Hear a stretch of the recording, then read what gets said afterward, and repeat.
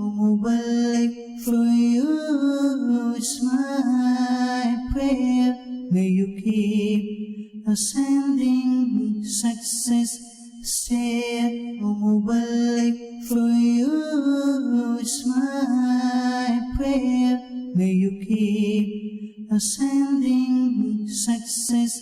Stay. Alhamdulillahi Rabbil Alameen. Wassalatu wassalamu ala Sayyidil Mursaleen. Amma ba'd, fa'udhu billahi minash shaitanir rajim. Bismillahir Rahmanir Rahim. Assalatu wassalamu alayka ya Rasulullah. Wa ala alika wa ashabika ya Habiballah. Assalatu wassalamu alayka ya Nabi Allah. Wa ala alika wa ashabika ya Nur Allah. There are also many blessings in reciting Durud Pak upon the Prophet of Allah sallallahu ta'ala wa sallam. The final messenger of Allah sallallahu ta'ala wa sallam is reported to have said that recite salat, recite Durud Pak upon me wherever you are, as your salat certainly reaches me. Sallu ala al-Habib sallallahu. Again, we've said this many times that in our modern day lives, we want to multitask. Everybody wants to try and do as many things at the same time, because we're always trying to utilize our time to the best of our abilities. And unless your job entails speaking, maybe if you're a teacher, you're an orator, or maybe you're a solicitor and you're always on the phone. Other than that, if you're a driver or if you're a cook or whatever it is, all these other jobs or whatever it is, even if you're a student, whatever it is, you can multitask. And one of the things that you can multitask in doing is do your studies, do your job, do your waiting, do your driving, do your cooking, do what it is, but at the same time, send Durud Pak upon the Prophet of Allah sallallahu alaihi wasallam. And who knows that one extra Durud Pak that we recite today might make all the difference on the Day of Judgment. My dear Islamic brothers and viewers of my channel, it's narrated that there was a non-Muslim man and he fell in love with a non-Muslim woman. And this love that they had affected every fiber of their being. And this man, it drove him to act as though he had lost all his senses. He began forgetting to eat and to drink.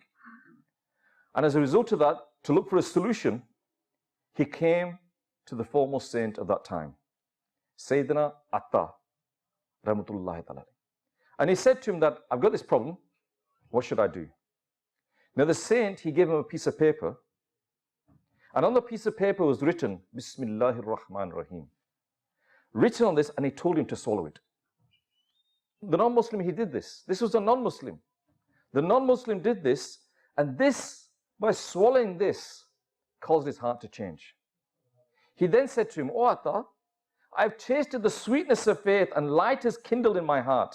I've forgotten the love that I had for that woman. Please tell me more about Islam. When the saint informed him of Islam further, the man then became a Muslim by the blessings of Bismillahir Rahmanir Rahim. Now when the woman, who this person was infatuated about, heard that her admirer had accepted Islam, she also came to the saint and said to him that, O Imam of the Muslims, I am the very woman that the man who accepted Islam was blessed with. I had a dream in which someone said to me, if you wish to see your abode in paradise, then come to yourself, and he will show you. So here I am. Tell me, where is my paradise? The saint then said to him that if you wish for paradise, then you must first open the doors before you can go towards it. The woman said, what are the doors to paradise? And the saint replied, say Bismillahir Rahmanir Rahim. She then recited this, and that as well caused a revolution to take place in her heart.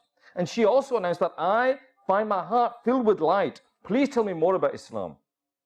The saint then told her about the beautiful religion of Islam. And that once again, by the blessings of Bismillahir Rahmanir Rahim, she too also became a Muslim. When she slept that night, she had a dream and saw herself in paradise. There she saw beautiful domes and a magnificent palace. On one of the domes, it was written, Bismillahir Rahmanir Rahim, La ilaha illallah, Muhammadur Rasulullah. The woman recited these words, and someone then called out, O reciter, Allah Azza wa Jal has granted all of this to you. My Islamic brothers and viewers of Madani Channel, this Bismillahir Rahmanir Rahim, because the majority of the people that are here today, or the majority of the people that are watching this program today, we don't realize the true value of it. We don't realize how lucky we are, how fortunate we are that Allah Azza wa Jalla has given us this. We don't know the value of these things. And in the same way, sometimes maybe if you were to give a child, a diamond, or a child a block of gold or something like that, he wouldn't realize the true value of it. And maybe because we've just had it there from the beginning, we've been brought up with it, and it's been something that we've heard, we've not valued it.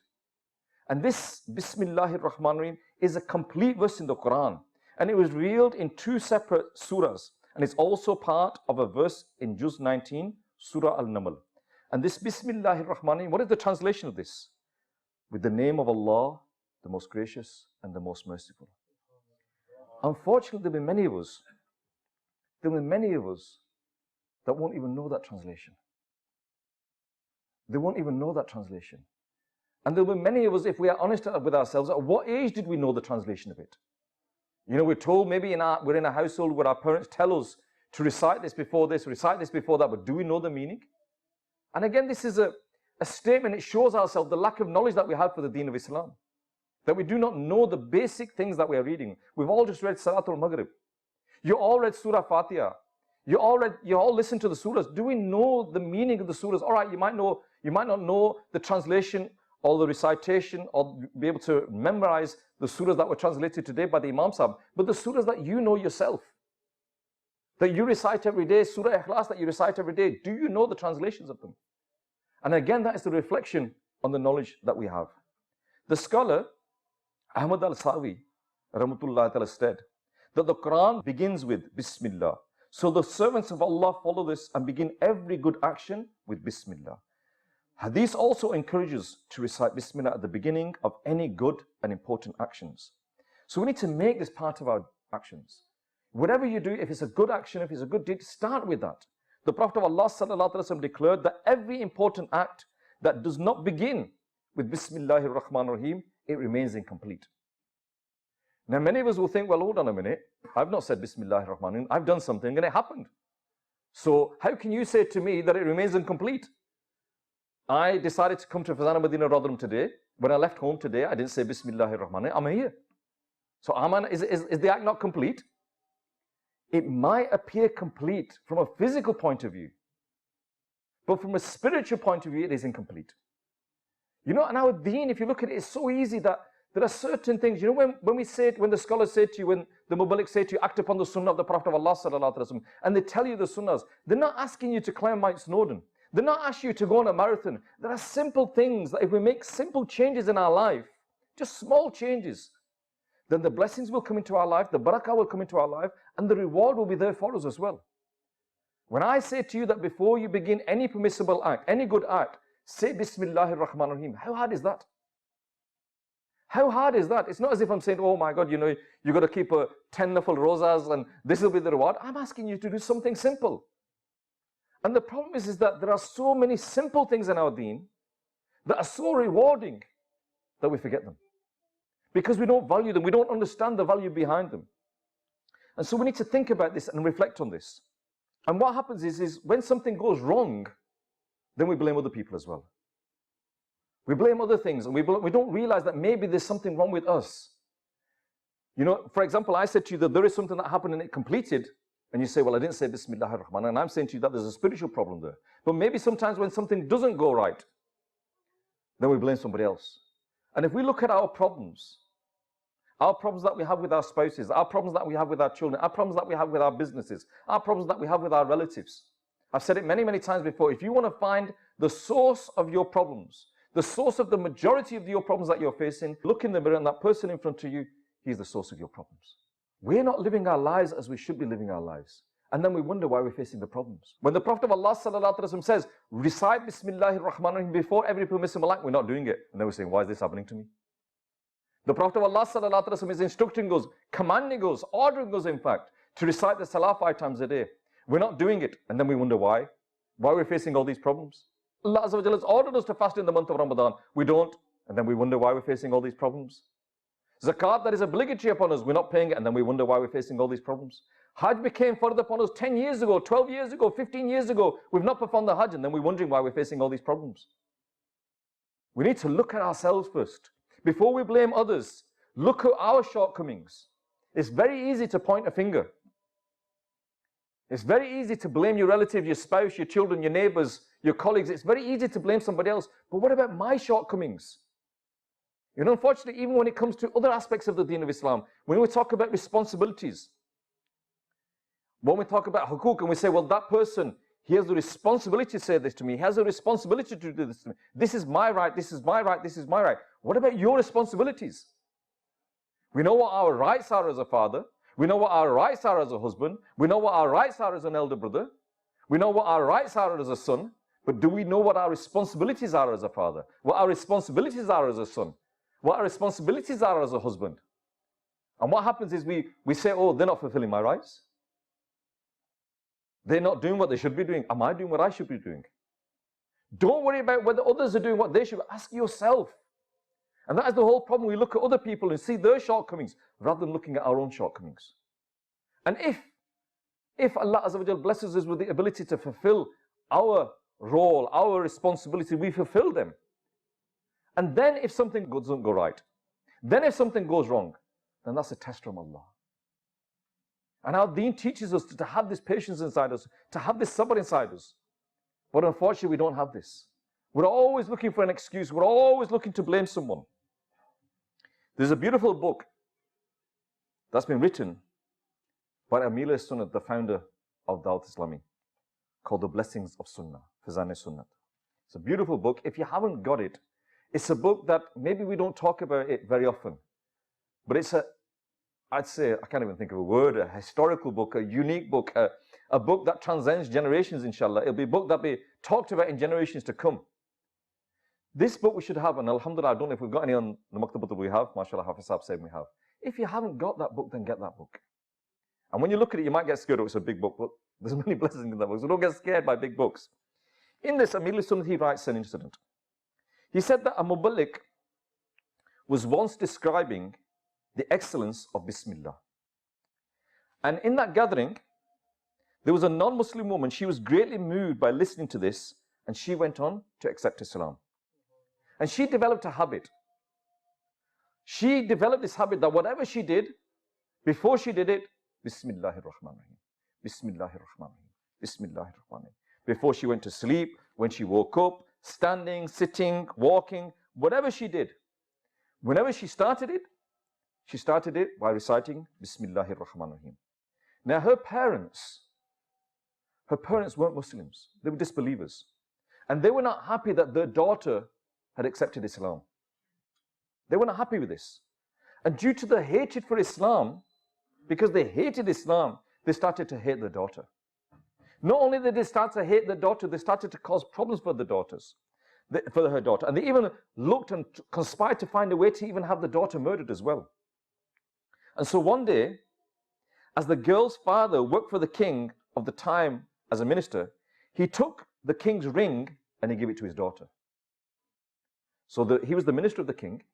He took the ring off the king, because the king had given it to him, and he gave it to his daughter and said, look after it. She took the ring, Bismillahir Rahmanir Rahim, put it in her pocket. Sometime later, that father, he took that ring out of the pocket. He took the ring out of the pocket, threw it in the river. Thinking to himself that the next day, when I present her in front of the king, and I said to her, where's the ring? And she looks in her pocket, says, not there, she's going to get into trouble. The king will punish her.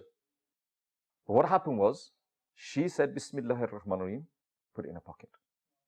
That person, later on, he took it out of the pocket and threw it in the river. A fisherman went fishing. He caught a fish. That fish was presented into the court of the king.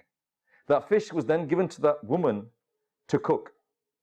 She took a knife out, said Bismillahir Rahmanir Rahim, started to cut the fish, said Bismillahir Rahmanir Rahim, opened the fish, said Bismillahir Rahmanir Rahim, the ring was inside the fish. And then she said Bismillahir Rahmanir Rahim and put it back in her pocket. And so the next day, the father, looking for a result here, looking for a punishment for his daughter here, presented her in the court and said to her, where's that ring? And she went, Bismillahir Rahmanir Rahim. There's the ring. Do we teach our children this act? It's a simple thing. You know, I read something beautiful, and it really inspired me this, that there was a married couple, And what they decided between the two of them was that the child had just been born. The child had just been born. The child couldn't even speak. And they both said to each other, I will teach my child to say Bismillahir Rahmanir Rahim first. And when someone asked him, why are you competing with each other? They said that if the husband said, if I teach my son Bismillahir Rahmanir Rahim first, then all his life, whenever he says it, I'll get the reward. And the sister said the same thing. And so they had this mindset that whatever we teach our children, we'll get the reward. Now, is the responsibility of teaching Bismillahir Rahmanir Rahim, is the responsibility of teaching the Salah, is that just on our sisters? Is that not our responsibility as well? And if you might say, well, it's not my responsibility, take it, make it your responsibility. Do you not want the reward of this? That if you teach your child Surah Fatiha, and that child becomes a namazi, he reads his namaz 5 times a day, and from the age of 10 till 70, let's say he passes away at 70, 60 years, I don't know if we've got any good mathematicians here, 60 times 365, 20,000, 20,000 times 5, 100, so we're looking at 100,000 salah. And in that 100,000 salah, how many rakat? So we could be like going up to 500,000, maybe 10 million, maybe 2 million rakats, yes? In your lifetime, that child could possibly recite, I don't know, I might have got the maths all wrong, but it could be 1 million or 2 million rakats he could recite in his life. 2 million times your child recites Surah Fatiha. And the person who taught him, will that person not get the reward? Will that person, surely that person will get the reward. So we need to teach our children these things. Teach them the kalama, teach them the durood, teach them all of these things, and get them habitual in reciting them. You know, when you come to these gatherings, and you hear about the blessings of reciting Durood Pak upon the Prophet of Allah sallallahu alaihi wasallam, we need to teach them to our children, encourage them. The whole reason why we give you a blessing, because if you think about it, at the beginning of the speech, I begin by reciting Durood Pak. As-salatu was-salamu alayka ya Rasulullah. I say this. So why do we give you a blessing? Why do we give you a blessing reciting Durood Pak? So that you become aware of it. You are then encouraged to act upon it. And that you try and remember it, pass it on to others, so that other people can be habitual in reciting Durood Pak. This is the reward. This is the intention. So all of us, we should not just have this mindset, give the child to the Qari Sahib. Okay, you'll get the reward of taking your children to the madrasa. You'll get the reward of getting them a good Islamic education. But can't you teach your children anything? Can't we teach the Sunnah to our children? Can we not even teach our children, okay, you might not know, the surahs of the Quran, you might not know the Quran of Bayan, but can you not teach your child to eat with his right hand and say, beta, this is a Sunnah. This is a Sunnah. Yeah? Can you not teach the children what they should not be doing, even from a young age? I was with somebody the other day and they had a 3-year-old daughter, and they were talking to the 3-year-old daughter about alcohol. Beta, alcohol is a dirty thing. Allah wants us to stay away from alcohol. And she's going, Abba, what is alcohol? What is alcohol? Beta, it's a horrible thing. And when they were, next time apparently, when they were going through Tesco and Asda or something like that, and there's aisle there where all the alcohol is, said, Beta, this is never go near it. And now whenever they go to Tesco, Abba, we're not going in there, we're not going in there. This is the tarbiyat at the young age. Can we not teach our children these things? You know, I realized in this country that one thing that we can teach our children, we do teach our children, is we teach them how horrible bacon is. Many children, small children, they won't even say the word, they'll say P-I-G. They won't even say it. How did that happen? How is it that child is so scared, thinks it's so horrible? Because we've taught him that child. We taught that child this. Now, if we can teach them that that's a horrible thing, you know, I was brought up with the same way, that it's a horrible thing. And what happens is, even now at this age, when I go past, I'm walking down the street, and there's a shop that sells it, I go to the other side of the road. Because that smell, you know, we've been brought up that this is a horrible, dirty thing, that smell, we've been brought up with that. That mindset's been given to me. So if that mindset's been given to me, can that other things not be put in my mind as well? If the hatred for that can be put in my mind, can the hatred for other things not be put in my mind? And if that hatred can be put in my mind, can the love for other things not be put in my mind? Why is it that's the only thing we've taught our children? You know, mashallah, Hafiz Sahab is here, many of the Muballighs here, they'll tell you, when they go out on the streets and they will meet people that have committed all sorts of sins. But I don't think they've met a child that's committed this sin. Why? Because they've had that upbringing. And that is the question we need to ask. What upbringing are we giving our children? What are we teaching our children? It is our responsibility. And what happens is, again, we put that responsibility onto other people. We blame other people.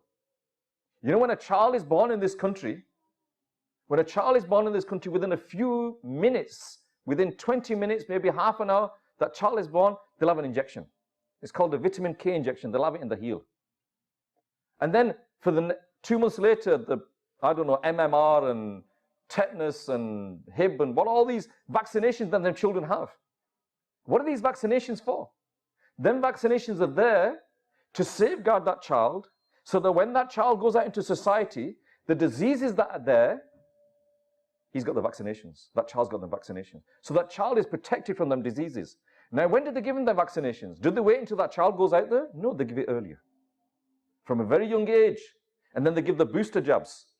You know, they give this booster jab, an extra jab, the MMR, the MMR1, MMR2, MMR3, all of these booster jabs to protect your child.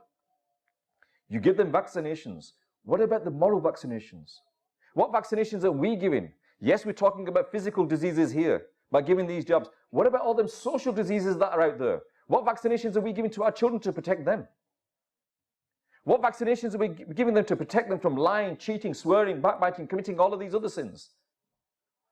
Whose responsibility is it to give them the vaccinations? Our responsibility. From a young age to teach our children that this is wrong, this is haram.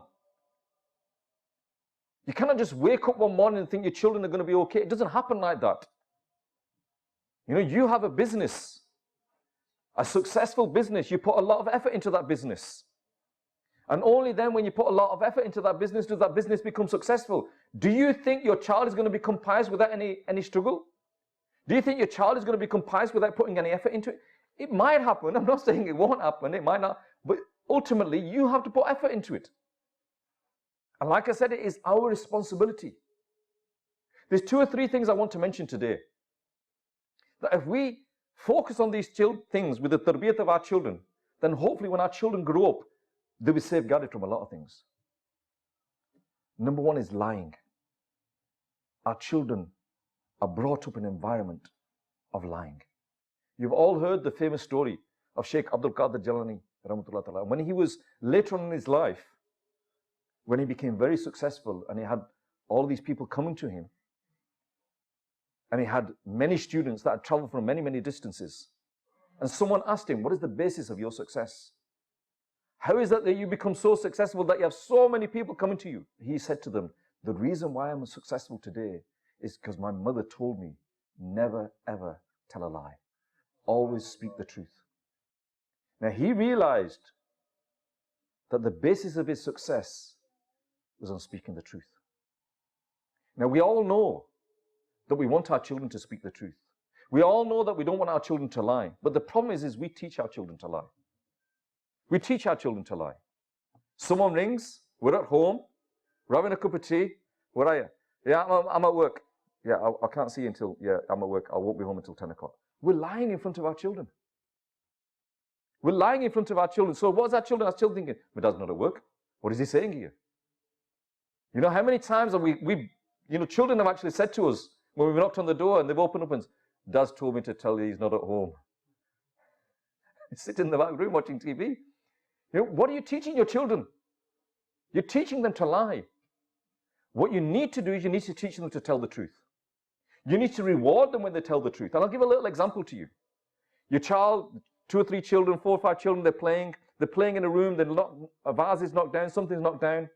And obviously you go into the room, the children are all scared, and you say, who's done it? And the children are scared and they go, you did it. I didn't do it. I didn't do it. Yeah? Now, at that moment in time, you've got 2 options. What happens is normally the father will say, Acha, and he hasn't got time to deal with it. So he punishes them all. So, right, none of you can play on the game station now for the next 3 days, 5 days, a week, whatever. Or what he does is he says, shouts at the wife, you sort it out, I haven't got time to deal with this. In doing that, you've taught the child something. Number 1, either the punishment is shared, or number 2, we get away with it. So what is lying? Lying is something good. You taught them that.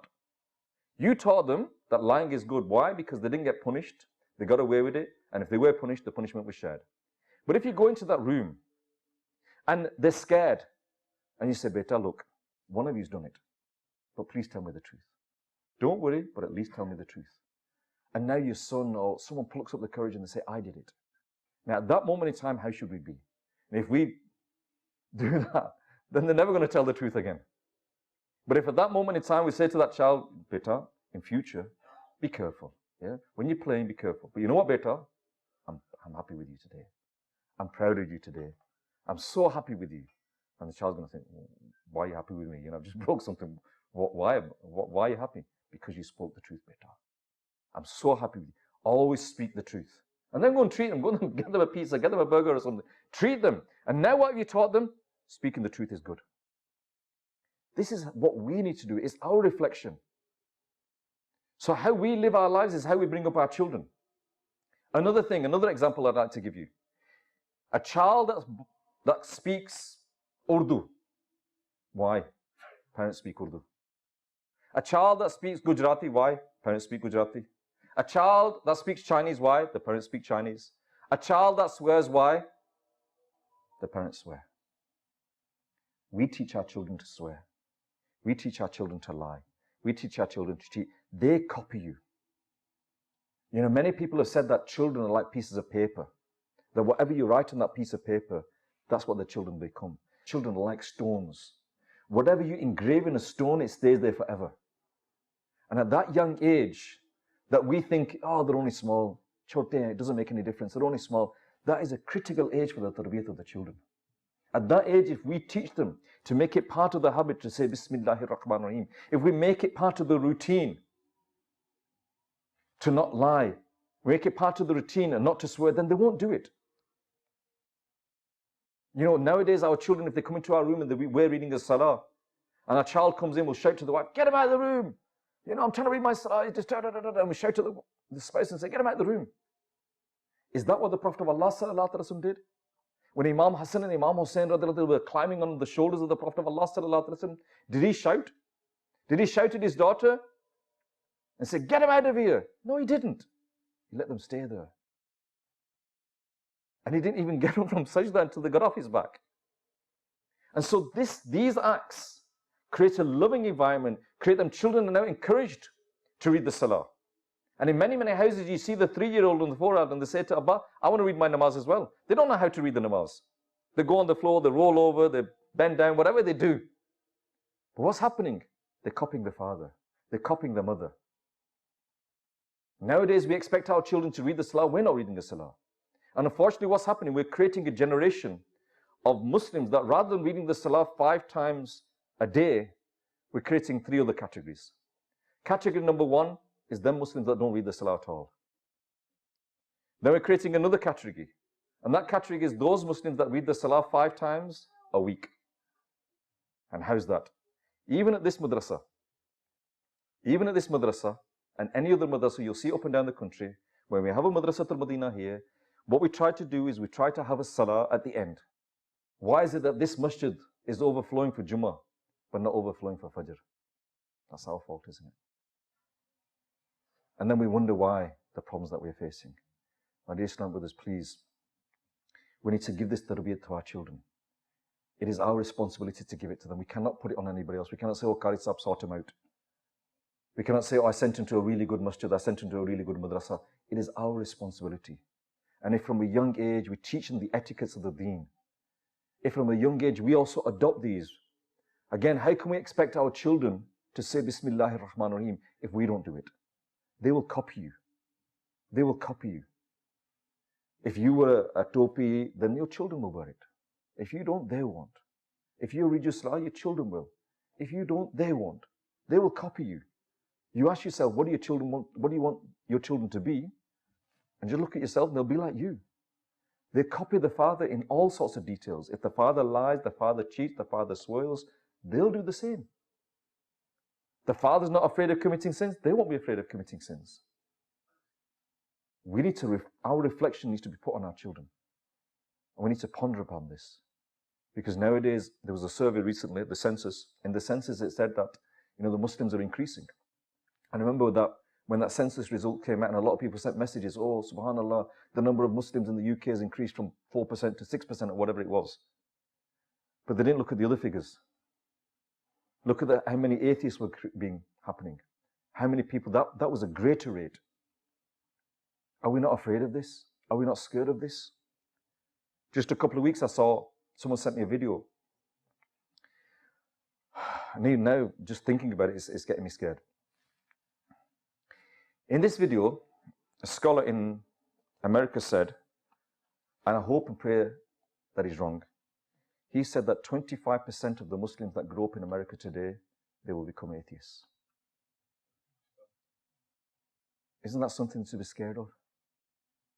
Isn't that something to be worried of? And then another video was sent to me. And in this video, there was a quiz show.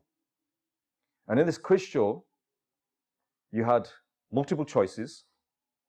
And you can either go 50-50, you can phone a friend, or you can change the question. Now, the contestant was a Muslim in his early 30s. He was an MBA graduate, a professional. And the question was posed to him. Which of the following four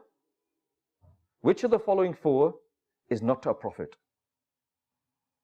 Adam, Musa, Jibreel, Muhammad sallallahu alaihi wasallam. And he said, change the question. I don't know the answer. So they changed the question. And when they changed the question, they then said to him, okay, if you had to answer the question, what would your answer be? And he went, Musa. This is the reality. You know, you are here today, but you're also in a bubble. And that bubble is such that because you're here, you've got an interest in the deen. Because you're watching Madani Channel, you've got an interest in the deen. But in reality, people out there are so far away from the deen that they don't have this basic understanding of the deen. And so because of that, our responsibility is now even greater. And that's why I say to you, all the people that are watching this program now, and all the people that are here, come, get yourself associated with Dawat Islami. Because them children that are out there, that are going away from the deen of Islam, are they not our children? Are they not our sons? Are they not our daughters? And if they are not our sons, if we don't consider them to be our sons, if we don't consider them to be our daughters, then one day it could be our real sons. It could be our real daughters, and then it'll be too late. So now is the time to act. Now is the time to do something. So please associate yourself with Dawat Islami. Meet with the brothers and say, look, what can I do? Assist them. You're here in one building. You're lucky. You don't know how lucky you are. You take this Fazana Medina for granted. You take this Darul Medina that's next door for granted. Speak to Hafiz Sahib when he goes to Ireland, when he goes to Europe and he travels away. There are people that dream to have a place like this. They don't have these facilities. We are so lucky. Let's utilize these facilities. Yes, utilize these facilities to protect the iman of our generation and future generations as well. May Allah Azza wa Jal forgive me, and I pray to Allah that Allah give me and you the ability to think about what I've said, to act upon what I've said, and to pass this message on to others as well. Ameen bi jahi Nabi Ameen. Sallu ala al-Habib. Mubarak for you is my prayer. May you keep ascending success stair. Mubarak for you is my prayer. May you keep ascending.